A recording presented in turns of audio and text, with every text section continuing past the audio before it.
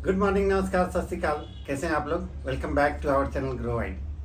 कल मैं multi asset का शॉर्ट्स बनाया था जिसमें थोड़ी सी समरी बताया था कि क्या होता है, कहाँ कहाँ पैसे लगाया जाता है। आज उसका डिटेल चर्चा मैं करूँगा इस वीडियो में, क्योंकि जब बाज़ार 85,000 के पार हो तो चिंता की ज़रूर विषय है कि हमें प्योर इक्विटी में जाना है, डेट में जाना है, गोल्ड में जाना है, सिल्वर में जाना है। मैं पीछे बात कर रहा था अपने भाई जी से, तो उन्होंने बोला कि यार इक्विटी अच्छा चल रहा है, स्टॉक मार्केट वहाँ लगा ले। तुरंत से पीछे से आवाज़ आती है भाभी की, म्यूचुअल फंड सही है, म्यूचुअल फंड अच्छा रिटर्न दे रहा है, वहाँ लगा लो। मेरा कहने का मतलब है, कोई बोलता है गोल्ड अच्छा कर रहा है, वहाँ लगा लो। कोई बोलता है सिल्वर अच्छा कर रहा है, वहाँ लगा लो। कोई बोलता है डॉलर डिप्रिशिएट करेगा तो वहाँ रिटर्न बनेगा, करेंसी ले लो। कोई सिल्वर बोल रहे हैं, कोई कुछ बोल रहे हैं। कोई बोल रहे हैं डेट बहुत अच्छा लुक्रेटिव है, रेट कट होंगे आगे तो रिटर्न बहुत अच्छा है, रिस्क क्यों लेना है, वहाँ लगा लो। तो कोई बोलते हैं ग्लोबल मार्केट में रेट कट होगी, इकोनॉमी बहुत अच्छा चलने वाली है, वहाँ लगा लो। तो भैया इन सभी का बंडल एक ही जगह मिले तो क्यों नहीं खरीदें। उसका नाम है मल्टी एसेट एलोकेशन फंड। सही सुना आपने, मल्टी मतलब बहुत, एसेट अलग अलग एसेट क्लास, जैसे equity, stocks, equity mutual fund, debt, silver, gold, currency, commodity, सब। अगर इस पूरे चीज़ों को, बंडल को एक साथ मिला दें तो इसको हम लोग मल्टी एसेट एलोकेशन फंड बोलते हैं।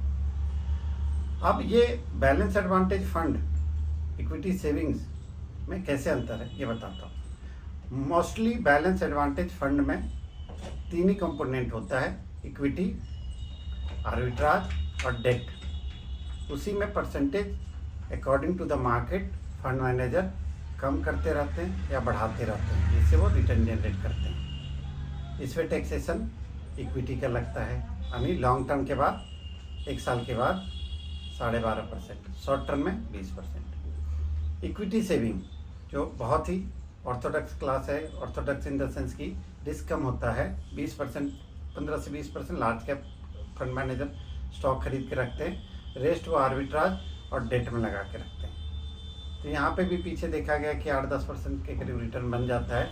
तो इक्विटी की टैक्सेशन लगती है तो एफडी से बेहतर लोग मानते हैं इसको।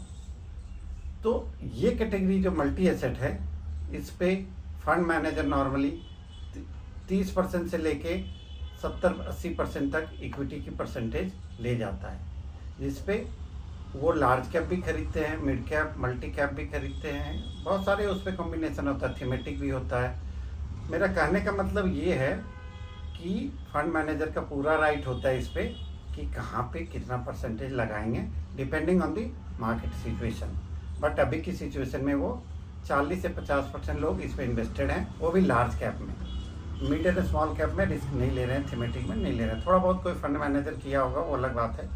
रिमेनिंग क्या करते हैं, 20-25% डेट, म्यूचुअल फंड, डेट बहुत ज़्यादा लुक्रेटिव है, रेट कट होने वाली है, तो 20 से 25% लोग लॉन्ग टर्म डेट यानी जिसे गवर्नमेंट सिक्योरिटीज में इन्वेस्टेड करके रखते हैं। उस पे से कुछ पोर्शन आप देखोगे करेंसी, कमोडिटी या दोनों में करके रखें, गोल्ड, सिल्वर में इन्वेस्टेड कर रखे। पीछे देखा गया कि गोल्ड भी काफ़ी डिमांड में रहा है, सिल्वर भी रहा है, तो उस पर 20-25% वहाँ भी करके रखे होते हैं।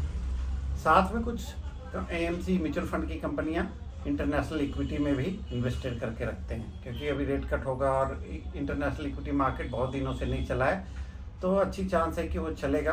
आप नहीं कर सकते हो डायरेक्टली इंटरनेशनल इक्विटी फंड में through fund of fund, government ने बैन कर रखा है उस पर, क्योंकि लिमिट हिट कर रखी है, तो आप इसी के थ्रू कर सकते हो। और जब भी इसकी सबसे अच्छी चीज़ है क्या, जब मार्केट गिरेगा तो आप कम इम्पैक्ट होगा, आपको इम्पैक्ट कम पड़ेगा। और इनफैक्ट अगर डेट से रिटर्न बन जाएगा, गोल्ड बना देगा, सिल्वर बना देगा और अदर एसेट क्लास बना देगा, तो इक्विटी में अगर इम्पैक्ट होगा भी तो आपको कम इम्पैक्ट होगा या ना के बराबर होगा। पिछले अगर एक साल में रिटर्न देखोगे, इस कैटेगरी ने नियरली 35-40% का रिटर्न दिया हुआ है। तो ये आप बिल्कुल एक्सपेक्ट मत कीजिए कि ये यही रिटर्न देने वाली है। बट एक अगर आपको, ये उन इन्वेस्टर के लिए है जो बिल्कुल लेमैन है, जिनको बिल्कुल कुछ समझ में नहीं आता है और उनको इक्विटी का, गोल्ड का, सिल्वर का, सबका टेस्ट लेना है, तो ये क्लास बहुत अच्छा है, सुटेबल है। आज की टाइम में अगर फर्स्ट टाइम इन्वेस्ट कोई कर रहे हैं तो आप अपने 10 लाख में से 5 लाख रुपए आप डायरेक्टली इस फंड में लगा दीजिए। रेस्ट 5 लाख को आप एसटीपी कर सकते हैं over the period of 1 year to 2 years, क्योंकि मार्केट बहुत ज़्यादा वोलेटाइल है। अगर आपके 3 साल से 5 साल के होरिजन है तो ये आपको एक डिसेंट रिटर्न बना के दे सकता है। इस पे टैक्सेशन क्या होता है कि साल भर से पहले निकालोगे तो मोस्ट ऑफ द कंपनी में 1% की एग्जिट लोड लग जाती है और आपको 20% का टैक्स लगेगा ओवर द गेन। लेकिन अगर आप 1 साल के बाद अगर आप इस पे सेल करते हो इस पे तो 12.5% का टैक्स लगेगा लॉन्ग टर्म कैपिटल गेन।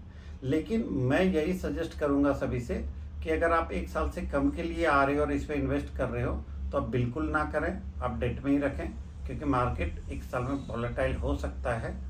तो आप कृपया करके इक्विटी सेविंग कर सकते हैं ज़्यादा, या डेट में कर सकते हैं, क्योंकि वोलेटाइल होगा, आप नेगेटिव रिटर्न आएगी तो आपको लगेगा यार ये तो गलत हो रही है, आप बताए कुछ और थे, हो कुछ और रहा है।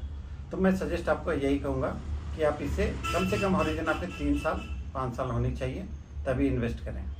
अगर इस मल्टी एसेट क्लास में अगर और डिटेल चाहिए तो आप आज ही ग्रोवाइड ऐप को डाउनलोड कीजिए। वहाँ पे दिया हुआ नंबर है, मेल आईडी है, वहाँ पे अपने क्वेरी भेज सकते हैं, हम लोग इमीडिएटली आपको रिवर्ट करेंगे। तो आप ये मेरी वीडियो आपको कैसी लगी? अगर आपको अच्छी लगी है और मन करे तो ज़रूर लाइक कीजिए, सब्सक्राइब कीजिए, दोस्तों के पास फॉरवर्ड कीजिए, क्योंकि अगर आप अपने एक दोस्त को अच्छी सजेशन भेजते हैं तो उनकी भी वेल्थ क्रिएशन में आपका बहुत बड़ा योगदान रहेगा। आपको ये मेरी वीडियो कैसी लगी? जय हिंद, जय Bharat. Mutual fund are subject to market risk. Please read the offer document carefully before investment. जय हिंद।